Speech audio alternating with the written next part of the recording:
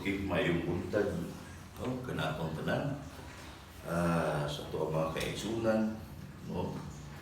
Sa Toledo, Liberty Baptist Church, no? Liberty in Christ Baptist Church. So, kini ako sa kadako kaayong blessing, no? Sa mga katawhan, diin kita kanunay magatigong simba sa ato ang buhi nga Dios. Okay? Wala ni ingon ta ba nga exemption, no, sa mga kaanakan sa Ginoo. Once gani nga adlaw Domingo, manimuha kita sa pagsimba sa atong buhi nga Dios. Okay, so salamat ta sa mga katawhan hindi nagpabilin nga matinud-anon diha sa pag-alagad sa Dios, no? So ari kita sa tuang pagpadayon sa pagtuon sa pulong sa Ginoo sa Sunday School, no? So naata karon sa lesson may tungod sa kaluwasan. Okay, na ganong kaluwasan na gud may importante. Okay, daghan kayo mga tao, mga kaigsunan, wala nakasabot, no? Unsa gid ni ang tinuod nga paagi ang tao makaagong kaluwasan niya. Unsa naman ang atoang relasyon diya sa Ginoo sa diha nga ikaw naluwas. Okay, so padayon kita sa tuang lesson mga kaigsunan, sa lesson 2 sa tuang gikuhaan kanato kanunay og discipleship nato, no, or sa Sunday School ang discipleship lesson. Okay, so anya kita sa tuang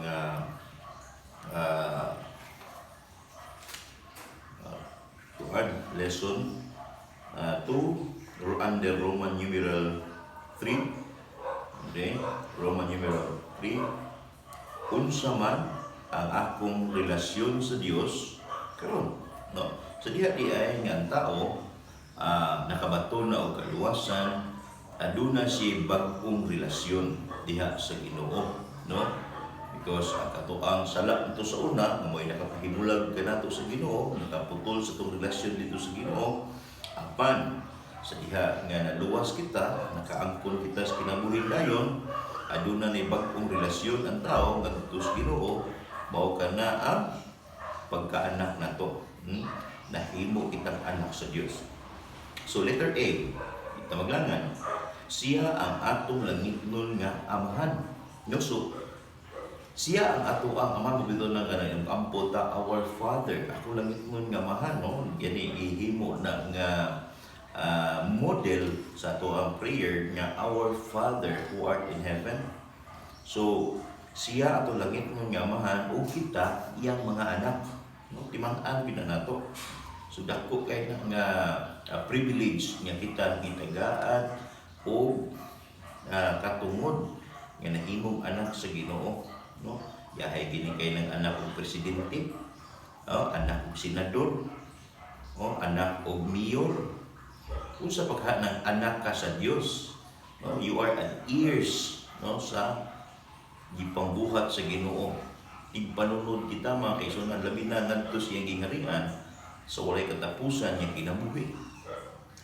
Okay, so Juan 1, dos ngadto sa 1, kapitulo 2, versikulo 1, sa unang Juan, nagsulti, akong gagmay ng mga anak, no? Yan ang istorya, no? Sa Bisaya nato ni nga i-quote ng versikulo, niining mga butanga, ako nagsulat nga kaninyo. Okay? Aron kamo dili magpakasala. O kung adunay makasala, kita adunay manlalaban. Kita dahil natin manlalaban. Isa itong manlalaban, advocate na to. It is the Lord Jesus, si Kristo, ang atuang manlalaban, the righteous, no? So kayo, ang ubang manlalaban nila, tikasan. Ang ubang manlalaban is palahubog. Ang ubang manlalaban is makasasala. Kung bitaw, dili pwede ngayon ana to ang saligan niya manlalaban, no? Ang atong manlalaban may lain si Ginoong Hesukristo. Letter B, aron nga karon nga naluwas ka na, ang Dios dili na magtratar kanimo ingon usa ka makasasala. So ang tratar sa Ginoo kanato dili na susama sa makasasala, lahi na. No, English Bible, I will remember no more sa imong mga sala, dili na niya pagahinumduman. Lahi na iyang tratar diri kanato. Okay? Siya mo tratar kanimo isip usa ka anak. Pag kanindot na no, makaingon ka ba nga, wow, this is really a great privilege and opportunity. Grabe. Makaingon ka nga, wala na mas labaw pa ni ini. This is the highest thing, no? Nga na-attain, na-obtain na to mga kaigsunan, nga nakabot na to sa dihang naluwas ka, doon na kay relasyon sa Ginoo, isip siya ang atong amahan, kita iyang anak. Alright, letter C. Kana nga relasyon, gihulagway sa yutan-ong relasyon tali sa usa ka amahan ug sa anak pagkanindot, no? So number 1, under letter C, ang usa ka maayong amahan na higugma og nagatiman sa iyang anak. Unang Pedro 5:7. Pagkanindot di ano, kung imuha lang yung tagaan o dako ano ba, una-una realize din na to, grabe na yung Ginoo, nung na lang nga, ayaw kabalaka, mga higala, mga isuon, natin mga problema, sahig, daluon ng tanong, grabe kaysa na, kusok-kusoon ta, normal kinamakaisunan, dapat hinumdumi, nga, doon na tayo amahan, no, nagtanaw, sa tuwa karon. Number 2, ang usa ka maayong amahan na nalipod sa iyang anak, Matthew 18:6. Noon na, mo protektahan sa iyang mga anak. Tuan, kana nga number 3, ang usa ka maayong amahan naghatag alang sa iyang anak. Pilipos 4:19. No, so ang kiniling anak ang kanang atong amahan, kamaong siya mo supply sa itong mga panginahanglan mo. Saan na niya? No? Sa ito sa Bible, Philippians 4:19, but my God shall supply all your needs. Ato mga kinahanglan, may sulmang lang nga, ayaw ko wala ka, matag adlaws ko kinabuhi na to, sometimes doon natin mga kabalaka, no? Usod sa to ang una-una, kasing-kasing na to, but remember, doon ang buntay ng itnon ng amahan, no? Kay balos tanan ba? O pagani ka na ngayon niya, kahibalo na siya unsa imong gikinahanglan. Okay, number 4. Ang usa ka maayong amahan naggiya o nagtudlo sa iyang anak. So, advantage na ito mga kaigsunan kay kita manggod ng mga anak sa Ginoo, wala natin yung supplyan na ta sa itong mga kinahanglan or katagan ta sa ito ang mga tinguha sa itong kinabuhi. But dili lang, diha ko to. Kung dili ang atong Diyos, naggiya ka na to, gigiyahan ta niya, no, sa sakto nga agianan, no, kayo usahay mga igsunan, kung wala tayo giya, bantay kita, tikyaob kita, no, siya kita sa lungag. Mao na mga kaigsunan, importante kay nato nga kita makaunahuna diba nga naadi ko'y langit nun nga mahal nga mugiya ka na to. Pag-iya, yun, ayaw nga magbutbuot ang ato no, giya ta, yata giya sa Ginoo Lord. Tabangi ko Lord yan, usaon ni nako, no. I pray to God always mga kaigsunan, magsigog na una, Lord, kung sa ako ang mabahin, di na ako mahimo. Tapan Lord, naginahanglan ko sa mong wisdom, naginahanglan ko sa mong kaalam, Ginoo. Ask wisdom from God, because God can guide us, can lead us to His path of righteousness. Okay? So, ano ba? Number 5. Ang usa ka maayong amahan, mutabang siyang anak. Mutabang po. No? Dili lang ni siya yung mugiya. Mutabang. Salmo 46:1. No? Take note lang na rin. No? Yeah. Is kana basahan na, no? Kana bersikulo. Kay indot kayo na. Ang usa ka maayong amahan, nagdasig sa iyahang anak. So, ni-encourage sa niya Ginoo, mo-motivate sa niya Ginoo. Dili rin sa kutob nga mo tabang, no, Murag gid siya og yutan-o na bitaw nga amahan, no? Grabe yun, pero mas labi pa yun ni kung isbot na Ginoo mo gud atong langit nga amahan. Grabe pa yun ni. No? So Philippians 4:13, no? Sa giingon sa Bible, Philippians 4:13, I can do all things through Christ which strengtheneth me. So grabe no, Ginoo kanunay gid siya. Ana kanato isip ato ang langit nun nga amahan. Usa pa, number 7, ang usa ka maayong amahan nagdisiplina sa iyang anak. So, naay-disiplina. No, dili pwede nga kita sa magsala, dili ta madisiplina. No? Atong bata, makasala, mabunalan yun, madisiplina yun. Anak, anong imo man ang gibuhat, yung inaani man. No? So, ato yun sila nga, disiplina. Kung sa pagkakita nga, isip mga anak sa Ginoo, disiplinahon sa ta sa Ginoo. No? Hebrew 12:5-11. Kung mga anak ka mo, busa, disiplinahon bida niya. Kung dili pa ta mga anak sa Ginoo, basta ta, no? Di ta tinuod anak sa Ginoo, ay di ka disiplinahon mo na question kita. Kung na kay mga sala, nya tan-aw nimo wa ka bunali, question na imong gugulingon. Tinuod mo kung anak sa Ginoo. Ano wa man koy bunal, no? Ano pasagdaan naman ko sa mga sala. So, mga kaigsuonan, usa ka na nindot kaayo nga inumduman nato. Nya kung tinuod kang anak sa Ginoo, nya magpadayon kasi mo pagpakasala nya wa kay bunal. Ha? Uy, questionable. Kung tinuod ba nga anak ka sa Ginoo? Tinuod ba nga nagdawat ka kang Ginoo sa Kristo? Okay, so questionable ang imong kaluwasan basin og assumption ra nimo mo harang nga gi-assume nga ay naluwas naman ko, no? Okay, unya di kay tinuod ba, no? Wala day tinuod ka nga nakakos kaluwasan, delikado na kay kabot sa rapture, di ka madala, no? Or hindi ka matay na to, impyerno tong kalag, delikado kayo, dapat i-check yun, no? Ato yung i-check atong kaugalingon kung tinuod ba kitang naluwas, tinuod ba kitang nakadawat sa Ginoo, no? So sa ato ang kinabuhi na to sa kasalata, doon na ba'y disiplina ang Ginoo, no? Kaya kung wala'y disiplina, questionable, no? Alright, number 9, ang usa ka maayong amahan adunay mga plano sa iyahang anak. Roma 8:28 sa gina. And we know that all things work together for good to them that love God, to them who are the called according to His purpose. No, kini ang plano sa Ginoo, ang tinguha niya sa iyang mga kaanakan, nindot ka isdanan, no? Sometimes moagi tag rough road itong kinabuhi, sometimes moagi tag tungason ka itong kinabuhi na to. But everything going toward His great plan, no? Sa iyang blueprint sa itong kinabuhi na to.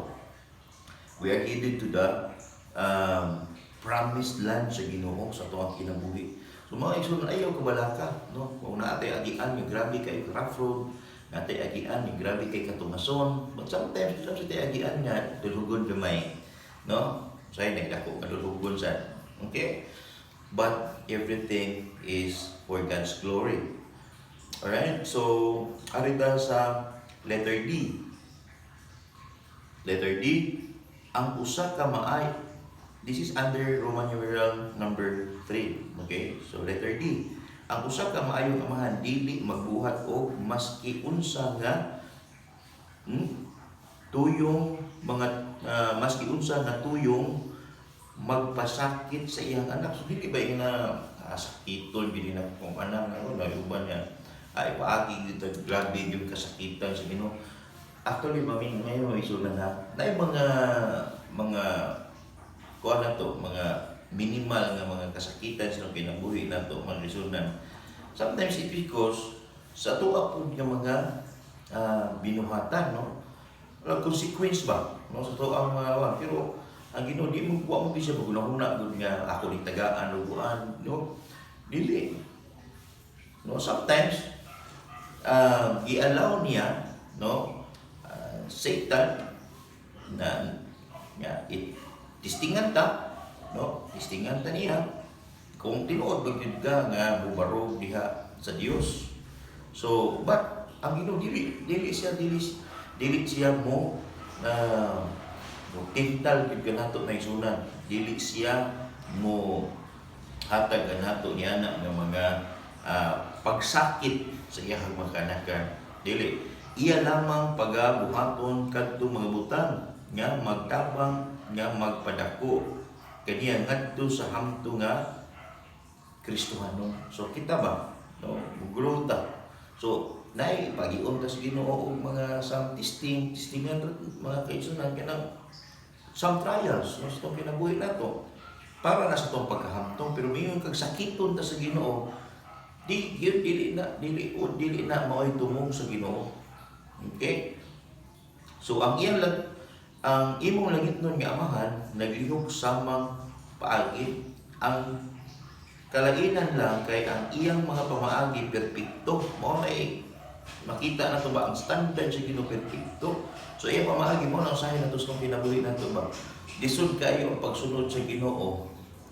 Kung dili ka wala kay understanding bitaw nga minuta din no sa kagbubot ko sa Ginoo ba kay perfect magud iyang will, perfect magud iyang ways, no? Nya kita kay ato man tan-awon tong gugulingon nga limited ruman ko, but remember sa diyan nahimo kag anak sa Ginoo, you belong to the family of God. Na anak kay kinaiyahan sa Ginoo, no? Na anak tay Spirit of God. Mao na mga kaigsunan. Ato gyud i-exercise ang atong pagka-anak sa Ginoo. Mateo 7:11 nan kun kamo ingon nga dautan nahibalo unsa ang paghatag sa maayong mga gasa ngadto sa inyong mga anak. So it refers to kining tawhano no nga amahan.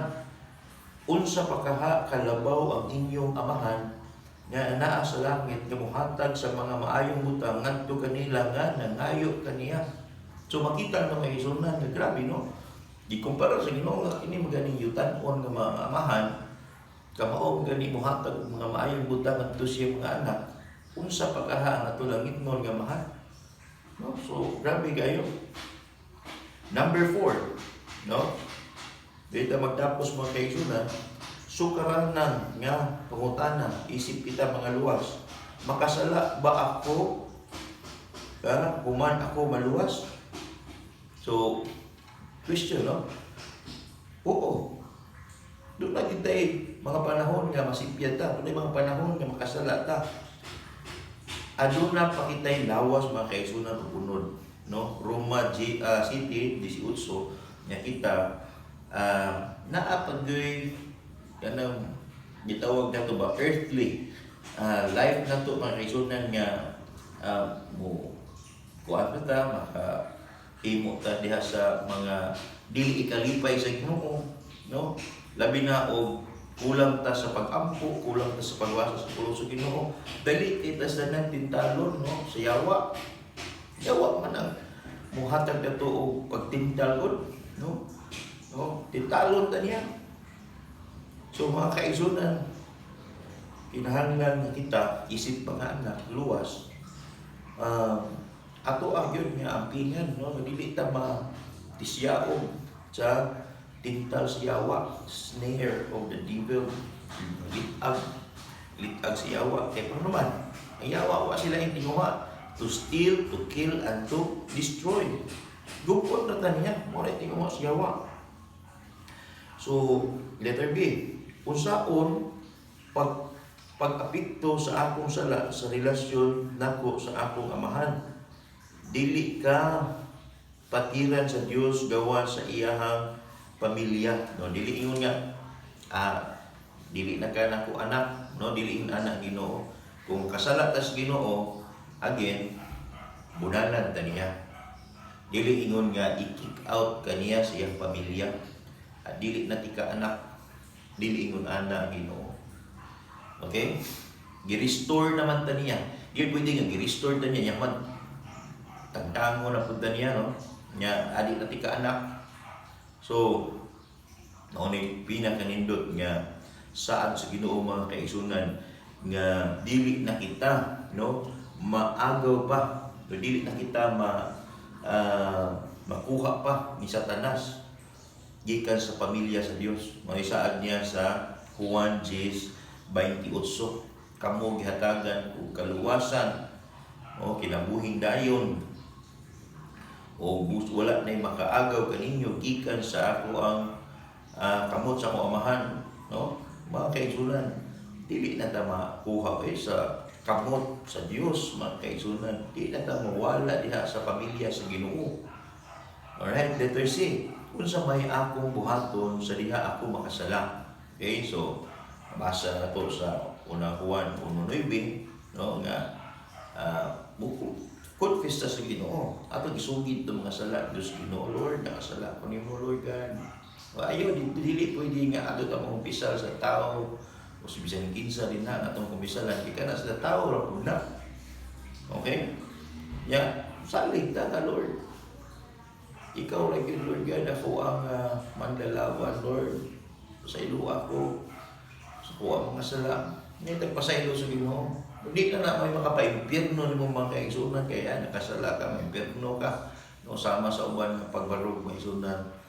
Yan, wala gyud ka matuuran. Dili pwede nga inana ang klase ng pagbarog mga kaigsunan nga kung makasala ka, impyerno sad ka, kinahanglan sad ka nga balik sa Ginoo. Yes, kinahanglan na mo balik sa Ginoo mga kaigsunan. Restoration sa to ang kanabang spiritual living ba, no?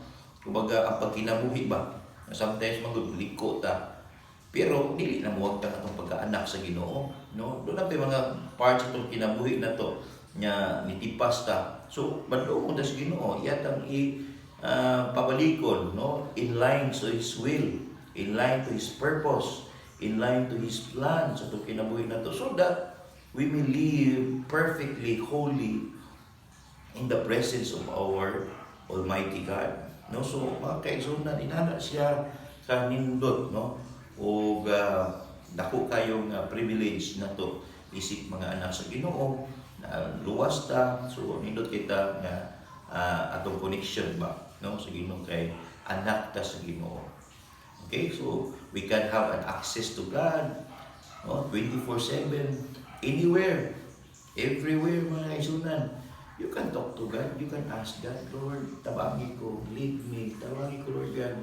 Ay kung itong yan, Lord, nga mapahamak ko, Lord, kay mabito na sa amin sunan, napahamak tas to, sa ayon sa mga decisions to kinabuhi, because sometimes we do not ask God. Sometimes we decide that na wala mag-ampo sa Ginoo.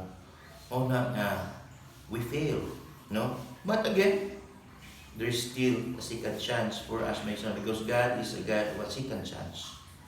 No? So, balik lang. No? Inulsol sa Ginoo. Don't wait. Ayun, paabot mga kaisunan nga. Mingon ng Ginoo nga, balik na lang diri sa langit. Urag dumon kay kaanaka ka. No? Urag ka magamit na ko din sa buluhaton sa Ginoo, sa buluhaton. No? So, mga kaisunan, pasalamat sa Ginoo sa dakong kaluwasan ni gihatag nato, no? So I hope and pray that everyone will grow in the knowledge of the Lord. No? That's the end of our lesson 2, mahitungod sa kaluwasan. So next time ato ang lesson na sa, no, mahitungod sa walay katapusan nga seguridad. So doon natay eternal security, no, ato na takol sa sunod nga Domingo. Ato na kanang estudyuhan na po doon nato mga kaisunan. O daghang salamat nato mga Kristohanon.